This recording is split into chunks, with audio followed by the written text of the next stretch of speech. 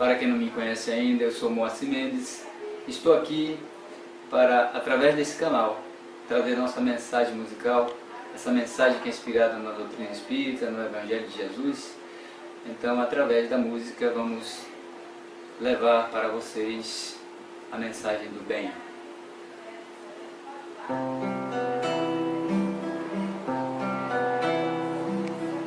O título da música é A Voz de um Anjo. A voz de um anjo me falou, me ensinou uma lição. Só cultivando o amor chegamos à evolução. Disse que é para perdoar a todos nossos ofensores, que um dia a luz há de brilhar nos corações dos pecadores. Falou que temos que buscar o Mestre para nos erguermos. Jesus não para de ensinar. Jesus é luz, é o modelo. Também me fez compreender que temos que perseverar, nos reformando para o bem. Aí o amor triunfará. A voz de um anjo me falou, me ensinou uma lição. Só cultivando o amor chegamos à evolução. Disse que é para perdoar a todos nossos ofensores, que um dia a luz há de brilhar nos corações dos pecadores. Falou que temos que buscar o Mestre para nos erguermos. Jesus não para de ensinar. Jesus é luz, é o modelo. Também me fez compreender que temos que perseverar, nos reformando para o bem. Aí o amor triunfará, nos reformando para o bem. Aí o amor triunfará. A voz de um anjo me falou, me ensinou uma lição. Só cultivando o amor chegamos à evolução.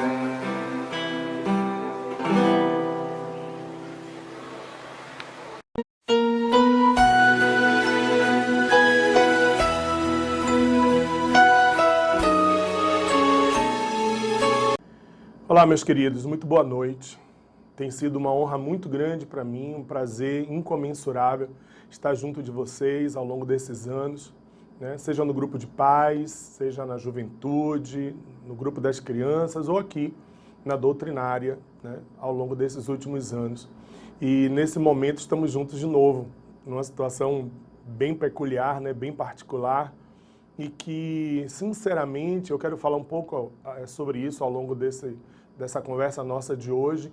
Eu nem questiono, né, de forma nenhuma, de que será um ponto bem radical de mudança na nossa curva evolutiva, como foram outras grandes hecatombes, tragédias, flagelos ou grandes revoluções científicas também. Foram crises, sempre foram crises. É porque a gente está acostumado a interpretar a palavra crise como algo ruim, né, depreciativo, e não é. Nós, como espíritas, sabemos que as crises, elas são responsáveis pelas mudanças, pelas transições, são os momentos de transição. A gente sabe disso em todos os aspectos da vida, né? Assim, nos casamentos, nos desencarnes, nas formaturas, nos cursos, no nascimento dos filhos, nas doenças, nas conquistas materiais, nas perdas materiais também. Então, tudo isso é crise, é transição. E eu avaliava essa semana, né, preparando uma conversa para uma outra instituição, e eu dizia assim, que tenho certeza absoluta de que o que a gente está aprendendo com essa experiência vai ser um fruto riquíssimo para o mundo novo que vai surgir quando nós voltarmos ao normal, esse novo normal, que não será igual. A gente vai ter aprendido tantas e tantas coisas, não é? Tenho certeza que o trabalho da casa, do irmã Sheila, né, vai também, né, sofrer uma profunda qualificação, requalificação, depois dessa transição. O que parecia desespero para a gente no início, hoje a gente começa a acalmar nosso coração e perceber que nós somos capazes, sim, de encontrar soluções, né? O trabalho de caridade, o trabalho social, muito pelo contrário, não parou, se acelerou em todas as instâncias, quase que deixou de ser exclusividade, né, das instituições religiosas, e, ao mesmo tempo, o trabalho doutrinário continua. Estamos juntos aqui na FEIS, né, na Fraternidade Espírita Irmã Sheila, falando de Jesus, falando do Evangelho, falando de muita coisa bacana, e desse tesouro escondido que a gente começa a descobrir em cada canto da nossa nova vida, né, da nossa casa, nesse instante tão especial. Então, eu queria começar. Uma das coisas que eu gosto muito do Irmã Sheila é porque vocês têm uma perspectiva sobre a arte que me encanta profundamente, né? O entendimento de que a arte é uma ferramenta rica do aprendizado. Fico muito feliz quando chego na casa para fazer uma palestra e vejo a música, né, tocando os corações de todos, né? Me lembro de uma palestra que eu cheguei e estava tocando Roupa Nova. Eu adoro Roupa Nova, assim. Eu disse, poxa, que coisa diferente, que especial, né? Então, eu queria começar saudando vocês com a arte. Vou chamar aqui um dos grandes nomes da nossa música, aliás, dois grandes nomes, para lançar perspectivas de esperança, amor, realização, né? Para começar a nossa conversa de hoje sobre Tesouro Escondido, tá? Sobre a parábola do Tesouro Escondido. Vou chamar Guilherme Arantes e Caetano Veloso para dizer que nós teremos um futuro gloriosamente melhor do que esse que nós vivemos agora. Com vocês. Amanhã será um lindo dia da mais louca alegria que se possa imaginar. Amanhã, redobrada a força, pra cima que não cessa a de vingar. Amanhã, mais nenhum mistério acima do ilusório, o astro-rei vai brilhar. Amanhã, a luminosidade alheia a qualquer vontade há de imperar, há de imperar.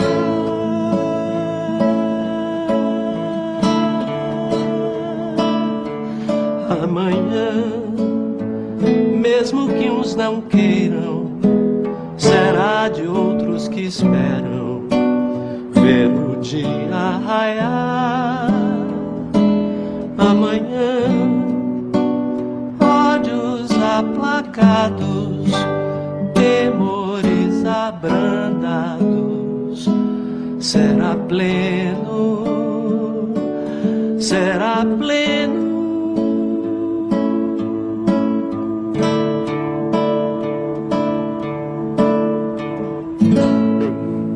Vocês sabem, eu sou historiador, gosto de histórias, né? Então eu quero começar contando uma história para falar, né, da nossa alma, para falar do Evangelho, para falar desses tesouros que nós vamos encontrando no cotidiano, né? E eu lembrei muito de uma pessoa essa semana, não sei se vocês têm isso, mas eu tenho uma experiência muito curiosa, assim. Ocasionalmente, a minha mente, né, quando ela devaneia, como ela vai para algum lugar especial e fica ali rodando durante aquele dia inteiro naquele mesmo ambiente, né? Não é uma coisa ruim, é uma coisa curiosa, eu acho curiosa. Eu queria até depois ter a chance de conversar isso com algum profissional da área da psique, né, da mente humana, mas é curioso. Então, assim, durante todo aquele dia é como se, sem eu perceber, como se fosse uma terceira visão, a minha mente fica naquele espaço, naquele ambiente, né? E isso acontece às vezes com pessoas, isso eu tenho certeza que todos vocês já viveram essa experiência, que você fica na sintonia daquela pessoa durante aquele tempo. É uma coisa muito curiosa isso, muito forte, né?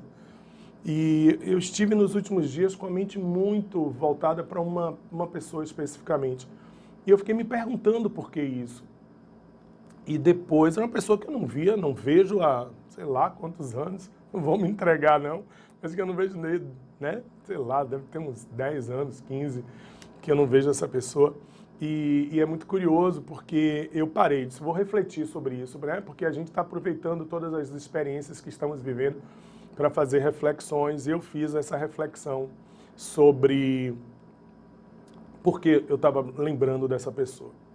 Eu tive um colega, né, um colega de escola, do ensino médio, que era um menino muito estudioso, assim, muito assim, disciplinado. Ele tinha até um jeito de se comportar e se vestir que era meio clássico, assim, né, muito curioso. Ele se vestia diferente, né, assim, para nosso padrão, né, a gente vem de uma situação social bem, assim, limite, né, eu estudava na escola pública lá na Cidade Baixa.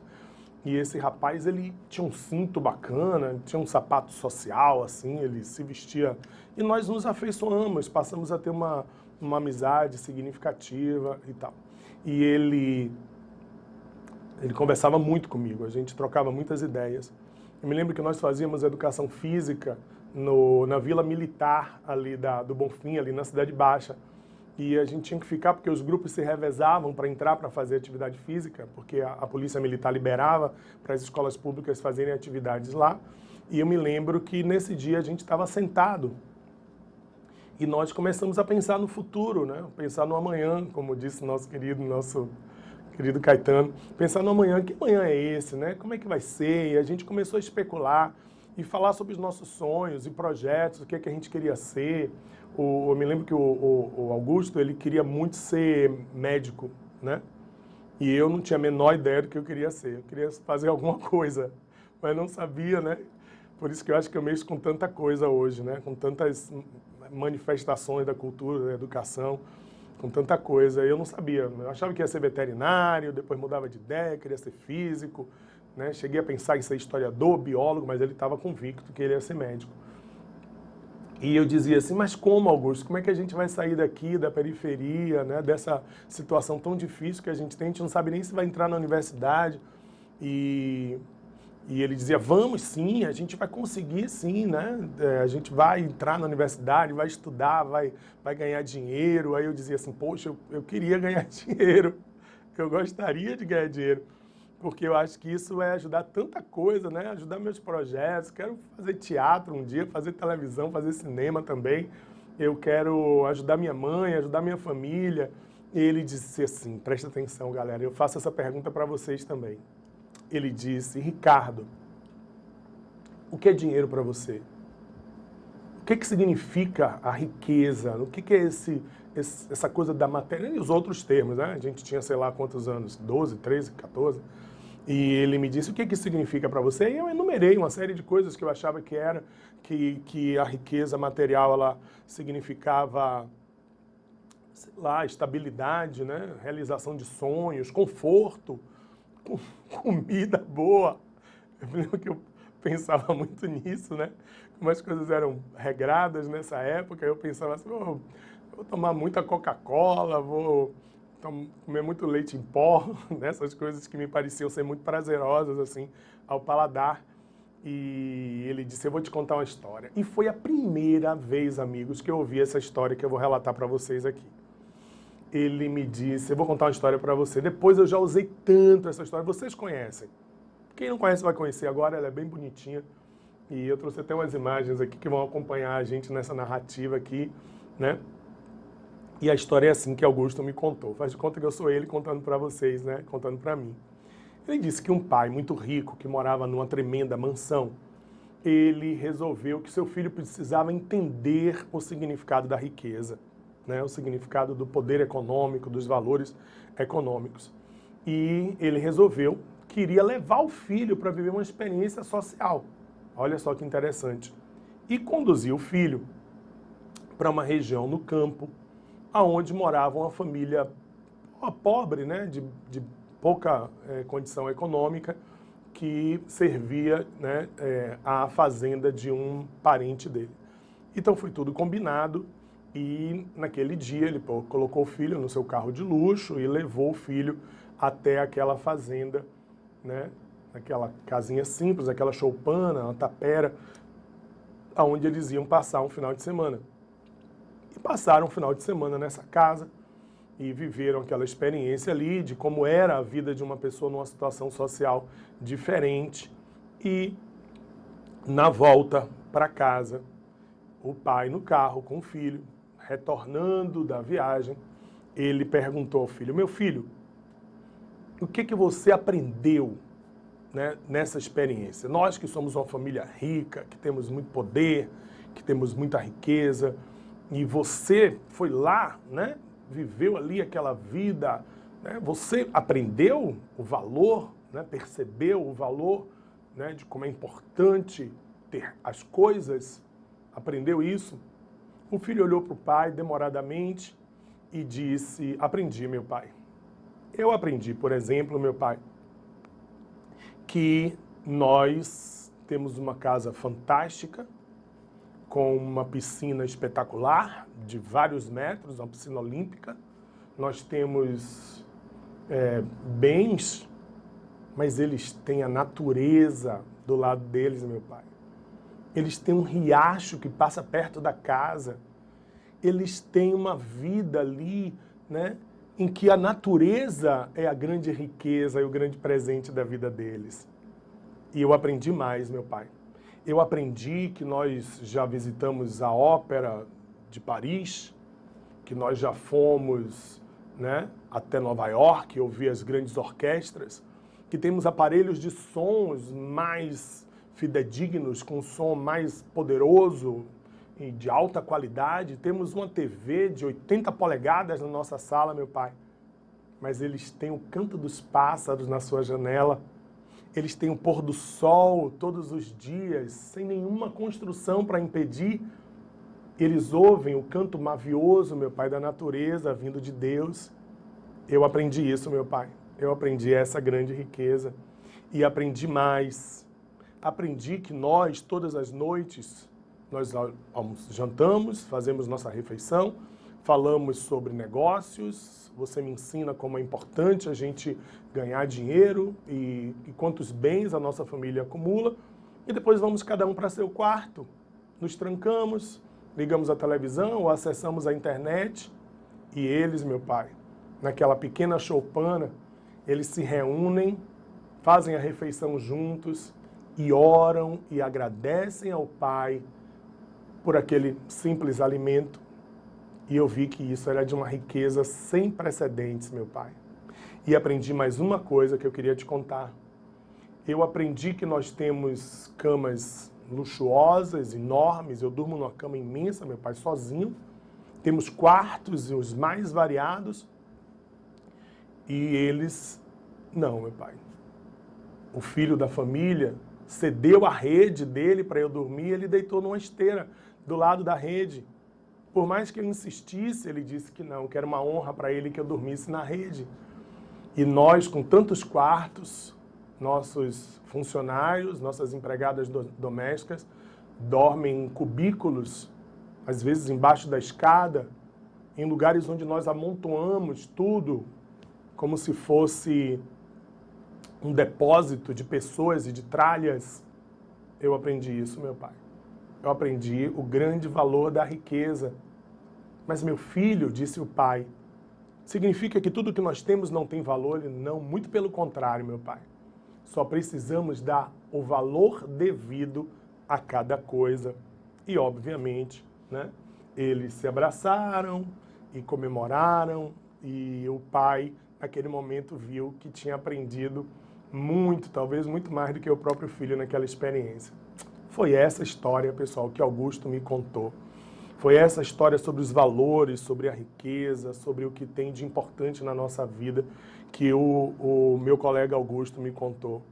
E que esse estado, né, esse tesouro que vem a nós é muito mais poderoso que os bens materiais.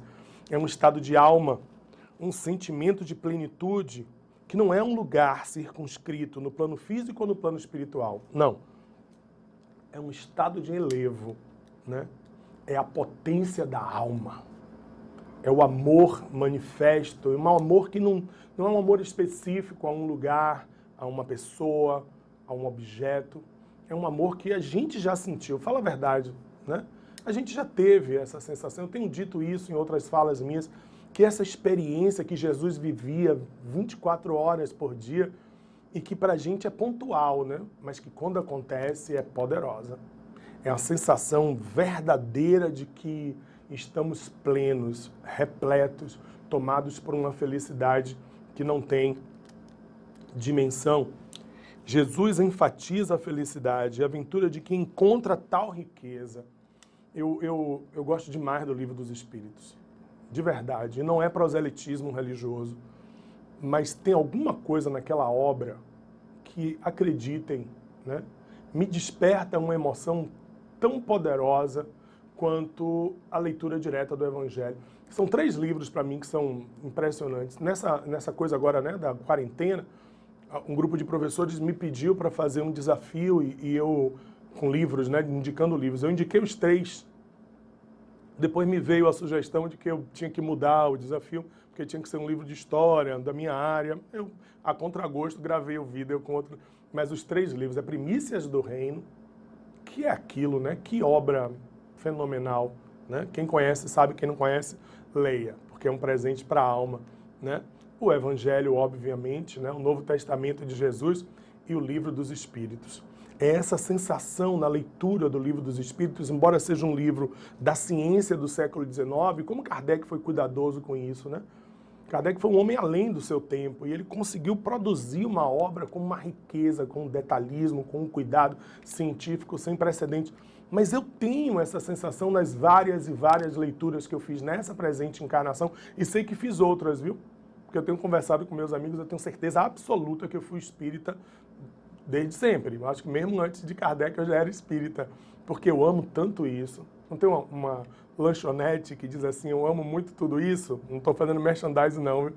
Mas eu amo muito tudo isso. Eu amo o Centro Espírita, adoro Juventude Espírita, adoro o Centro Espírita, adoro o Espiritismo, adoro essa convivência fraterna que a gente tem. Aliás, eu gosto muito de religião, vou ser sincero. Fiquei muito emocionado em ver o Papa agora, né, recentemente, durante a Semana Santa, naquelas homilias. Eu tive na homilia 2 anos atrás, presente com ele ali, assim, muito próximo, consegui ficar bem pertinho do abençoado do Papa Francisco. E dessa vez aquela imagem dele, né, na Praça de São Pedro, sozinho, eu fiquei pensando assim, rapaz, eu devo ter encarnado várias vezes como católico também, porque eu gosto muito. Ouvi um pastor evangélico essa semana, americano, não sei se vocês chegaram a ver, rodou muito nas redes sociais, muito na contramão de outros líderes religiosos e políticos que estão minimizando o significado dessa situação, dessa pandemia.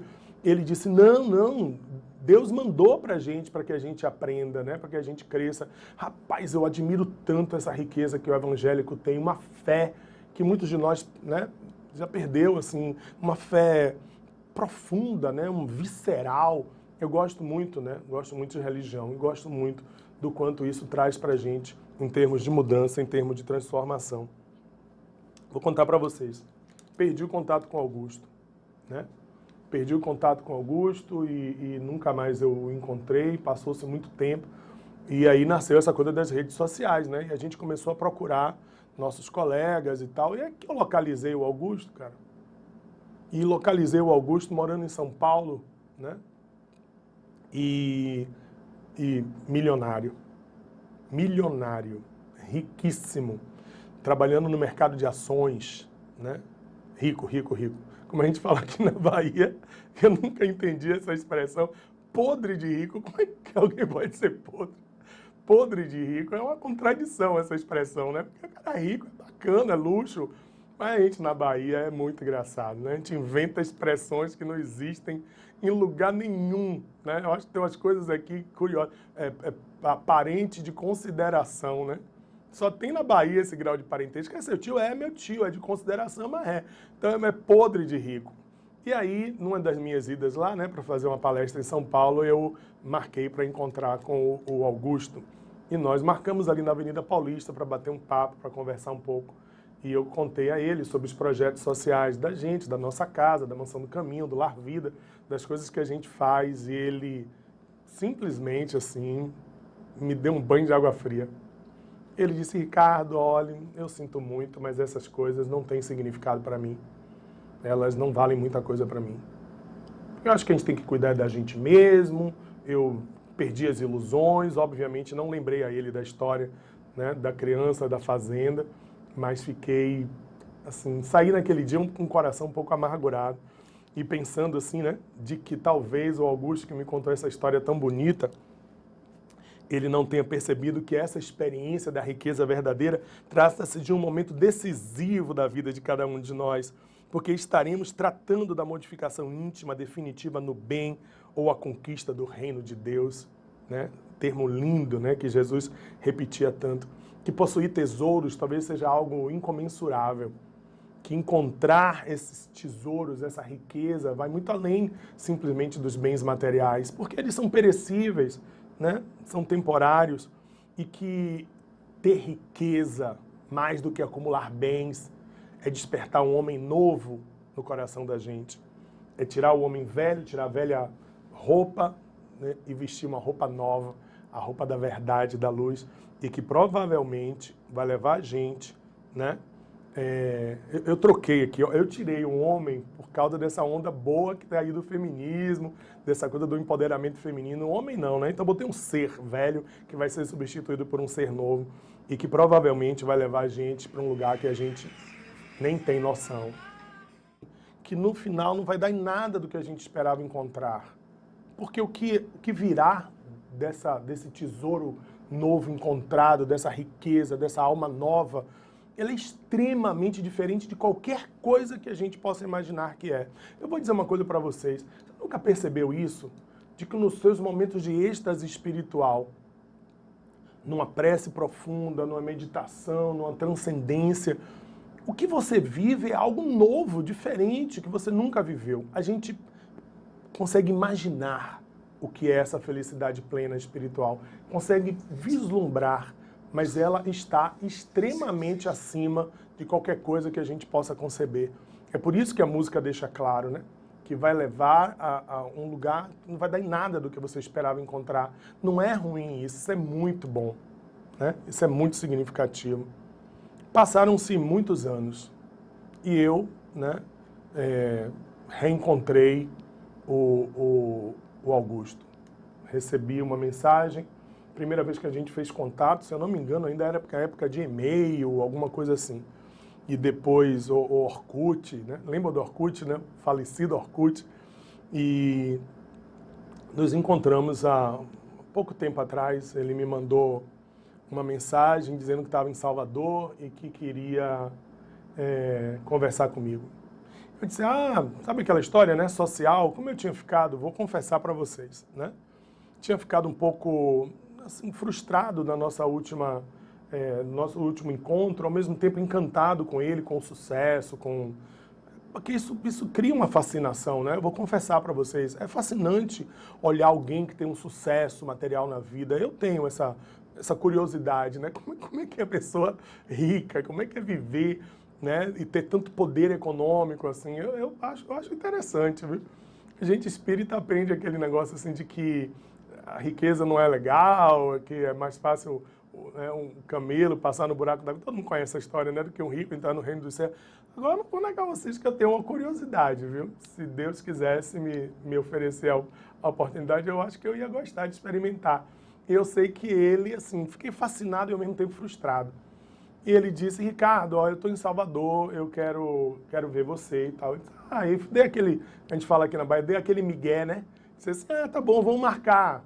Ele, não, eu quero te encontrar logo. E eu disse a ele, cara, eu vou dar aula agora. Ele, aonde?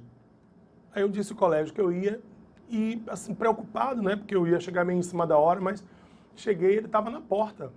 O Augusto estava na porta da escola, assim. Eu vi que tinha alguma urgência, se não era uma urgência, sabe? Do ponto de vista prático, era alguma urgência da alma dele, assim. E eu sentei, né, na recepção da escola e nós conversamos bem rapidamente. Ele me disse, Ricardo, eu estou transtornado. Minha vida não tem o menor sentido. Eu tenho pensado, inclusive, em coisas bem ruins. Meu casamento se esfacelou, meus 2 filhos não falam comigo. E eu, claro, dei uma provocadazinha e disse, e os seus negócios como vão? Isso, nesse momento, para mim, tem pouco significado, Ricardo. As coisas vão até bem, eu tenho um grande patrimônio, mas isso passou para mim a ter pouca importância. Vocês estão percebendo que no momento dessa pandemia, dessa quarentena, quantas coisas que pareciam tão importantes começaram a perder o sentido? Trocar o carro, fazer a reforma na casa. Isso parecia tão urgente, né? Alguns meses atrás. Aquela viagem dos sonhos. Rapaz, né? E quanto coisas que pareciam extremamente corriqueiras, pouco importantes, passaram a ter um significado tão profundo na nossa vida, na nossa alma, né? A convivência, a boa noite, a família, fazer a refeição junto, cuidar dos nossos idosos, né? Saber como eles estão, mostrar solidariedade com aqueles que estão precisando mais do que nós. É incrível, eu estou vivendo isso profundamente. Eu espero que esteja tirando o melhor proveito disso. E eu vi, né, no Augusto, quanto isso tinha realmente começado a fazer sentido para ele. E falei um pouco, mas disse, Augusto, eu tenho que entrar, eu tenho uma turma imensa me esperando aí, e eu tenho que dar aula. Ele, você vai dar aula? Eu disse, vou. Você vai dar aula de quê? Eu disse, rapaz, vou falar sobre renascimento cultural, idade moderna. Ele, deixa eu assistir sua aula, Ricardo, eu preciso ficar perto de alguém, eu preciso acompanhar você. Embora não seja praxe nas escolas, eu pedi autorização e ele entrou e assistiu lá no cantinho do canto, ele assistiu minha aula. E eu senti que ele gostou, né? Senti que ele participou, que ele viveu aquela experiência ali, que para ele foi interessante. E eu encerrei, né, com um texto que eu gosto muito, e eu aproveitei e fiz referência a ele, né?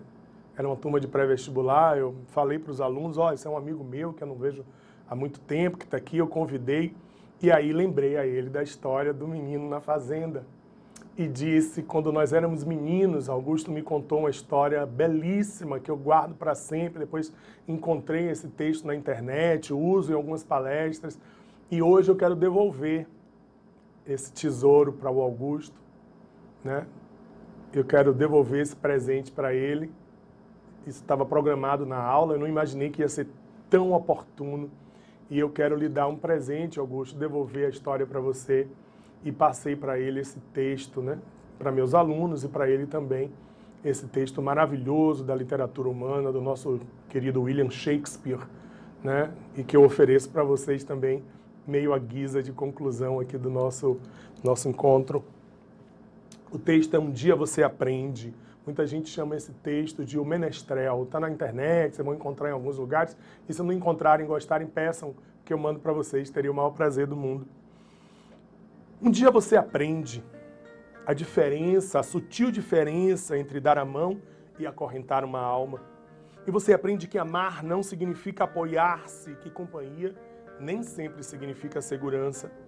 E começa a aprender que beijos não são contratos e que presentes não são promessas. E começa a aceitar suas derrotas com a cabeça erguida e os olhos adiante, com a graça de um adulto, não com a tristeza de uma criança. E aprende que não importa o quanto você se importe, algumas pessoas simplesmente não se importam. E aceita que não importa quão boa seja uma pessoa, ela vai feri-lo de vez em quando, e você precisa aprender a perdoá-la por isso. E o texto continua dizendo: descobre um dia que se leva anos para se construir confiança e apenas segundos para destruí-la. E que você pode fazer coisas em um instante das quais se arrependerá pelo resto da vida. Aprende que não temos que mudar de amigos se compreendemos que os amigos mudam. Percebe que seu melhor amigo e você podem fazer qualquer coisa ou nada e ainda assim terem bons momentos juntos. E você descobre que as pessoas com quem você mais se importa na vida são tomadas de você muito depressa. Por isso, sempre devemos deixar as pessoas que amamos com palavras amorosas. Pode ser a última vez que as vejamos. Não é nem por isso, né, pessoal? É porque a gente precisa realmente impregnar a vida das pessoas que a gente ama com a nossa presença amorosa, independente de qualquer coisa, né? A gente não sabe o quanto tempo a gente estará nessa vida material com elas, mas é muito importante que a gente lembre, né, de sempre, né, espargir luz e gentileza a todos os lados. Aprende que não importa onde já chegou, mas aonde está indo. Aprende que ou você controla os seus atos ou eles o controlarão. E que ser flexível não significa ser fraco ou não ter personalidade, pois não importa quão delicada e frágil seja uma situação, sempre existem vários lados. Aprende que heróis são pessoas que fizeram o que era necessário fazer, enfrentando as consequências. E é muito importante também que um dia você descobre que a pessoa que você espera que o chute quando você cai é uma das poucas que o ajudam a levantar-se.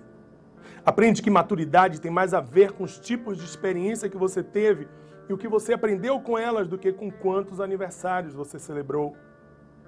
Aprende que há mais de seus pais em você do que você supunha. Isso é lindo e a gente só descobre isso quando vira pai e mãe. E se vê fazendo com nossos filhos exatamente a mesma coisa que nossos pais faziam com a gente e que a gente tanto criticava. E agora a gente vê o quão certo é. Que todos os atos dos nossos pais estão repletos de amor. Até os erros. E pai e mãe erram muito também. Essa é a que eu mais gosto. Aprende que nunca se deve dizer a uma criança que sonhos são bobagens. Poucas coisas são tão humilhantes e seria uma tragédia se ela acreditasse nisso. Descobre que só porque alguém não ama do jeito que você quer que ame, não significa que esse alguém não ama com tudo que pode, pois existem pessoas que nos amam, mas simplesmente não sabem como demonstrar ou viver isso. E finalmente, aprende que não importa em quantos pedaços seu coração foi partido, o mundo não para que você o conserte. Aprende que o tempo não é algo que se possa voltar para trás, portanto, plante o seu jardim e decore a sua alma ao invés de esperar que alguém lhe ofereça flores. E que realmente a vida tem valor e que você tem valor diante da vida. Nossas dúvidas são traidoras e nos fazem perder o bem que poderíamos conquistar se não fosse o medo de tentar. William Shakespeare. Eu não sei o quanto isso tocou o coração do meu querido Augusto, eu espero que sim. Espero que ele tenha percebido a potência poderosa da sua alma e de que quanto as riquezas materiais são importantes, muito importantes, mas que há riquezas muito profundas para se buscar, como ele mesmo me ensinou há tempos atrás. E que assim, com paciência, a gente vai encontrando essa cura que a gente tanto quer, a cura do corpo e a cura da alma. Mesmo quando tudo pede um pouco mais de calma, até quando o corpo pede um pouco mais de alma, a vida não para. Enquanto o tempo acelera e pede pressa, eu me recuso, faço hora, vou na valsa. A vida é tão rara. Enquanto todo mundo espera a cura do mal e a loucura finge que isso tudo é normal, eu finjo ter paciência.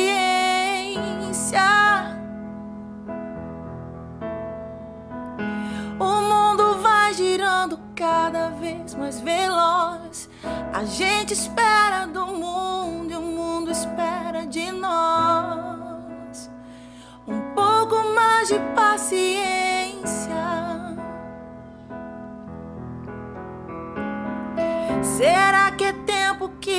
falta pra perceber? Será que temos esse tempo pra perder? E quem quer saber? A vida é tão rara, tão rara.